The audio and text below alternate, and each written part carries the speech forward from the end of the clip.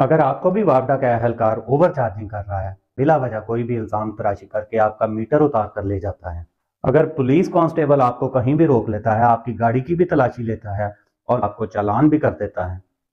اگر آپ کا ادارہ خواہ خواہ آپ کی تنخواہ روک لیتا ہے اور کئی بار لمبے عرصے تک ملازمت کرنے کے باوجود پرماننٹ نہیں کرتا، یا آپ چھٹی کی درخواست دے کر جاتے ہیں اور جب واپس آتے ہیں تو آپ کو پتا چلتا ہے کہ آپ کی ایبسنٹ مارک ہے، اگر آپ فیمیل ہیں تو آپ کا باس یا آپ کا کوئی میل کولیگ بار بار آپ کے رسپونڈ نہ کرنے کے باوجود آپ کو گڈ مارننگ کے میسج بھیجتا ہے، سوشل میڈیا کے اوپر بار بار فرینڈ ریکویسٹ بھیجتا ہے، ٹیکس فائلنگ کرنا چاہتے ہیں لیکن آپ کو یہ خدشہ ہے کہ کہیں آپ سے کوئی مسٹیک نہ ہو جائے، اگر آپ کے ہمسائے سڑک پر گاربیج پھینک دیتے ہیں